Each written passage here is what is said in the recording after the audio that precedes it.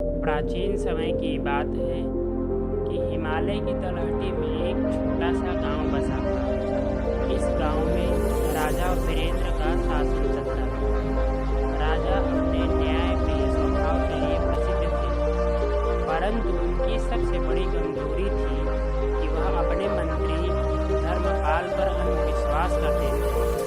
धर्मपाल अत्यंत चतुर था और अपनी चालाकियों से राजा का भरोसा जीत चुका था। वह राजा की कान भरता रहता और गांववासियों के साथ अन्याय करता था।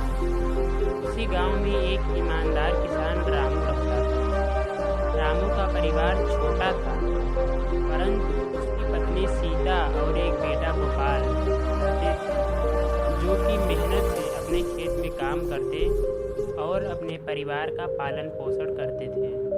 उसकी ईमानदारी के कारण गांव के लोग उसका सम्मान करते थे, परंतु धर्मपाल को यह बिल्कुल पसंद नहीं था।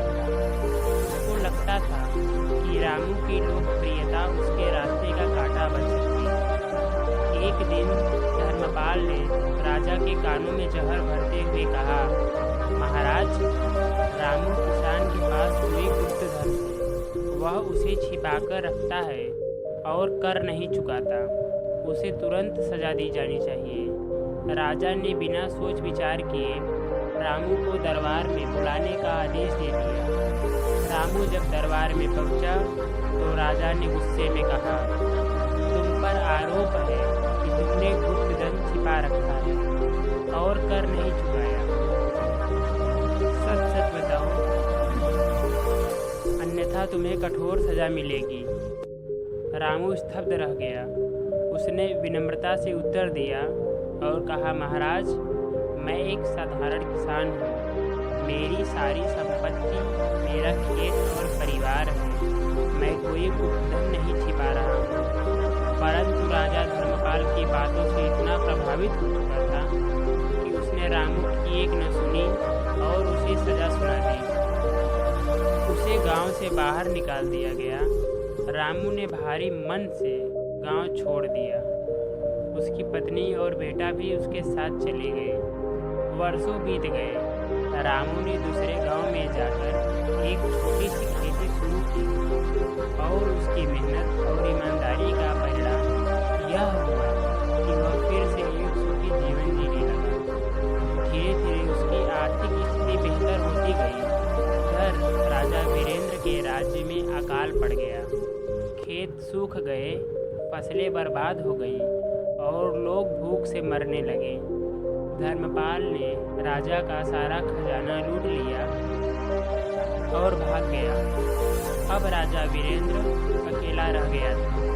उसे समझ में आ गया था कि उसने रामू के साथ अन्याय किया था। वह पश्चाताप से भर गया और रामू से माफी मांगने का निश्चय किया।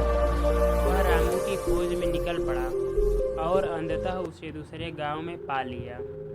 राजा ने विनम्रता से कहा कि रामू, मैंने तुम्हारे साथ अन्याय किया था, मुझे माफ़ कर दो। रामू ने कहा, महाराज, मैं यह पुरानी बातों को भुला चुका हूँ। मैंने हमेशा यह सीखा है कि कर्मों का फल अवश्य मिलता है। आपने जो किया उसका फल आपको मिला और मैंने जो किया उसका मुझे। राजा ने सिर झुकाकर कहा, तुम्हारी बात सही है। अब मैं एक न्यायप्रिय और समझदार शासक बनने का संकल्प करता हूँ। रामू ने राजा को माफ़ कर दिया और राजा ने उसके गांव वापस बुला लिया। राजा वीरेंद्र ने अपने कर्मों से सीखा और धर्मपाल की तरह स्वार्थी लोगों से हमेशा दूरी बनाए रखने का निर्णय लिया।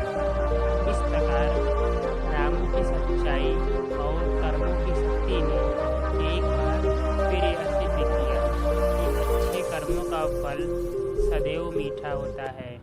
तो दोस्तों, हमें इस कहानी से यही शिक्षा मिलती है कि हमें अपने कर्मों का फल अवश्य यही पृथ्वी लोक पर ही भोगना पड़ता है।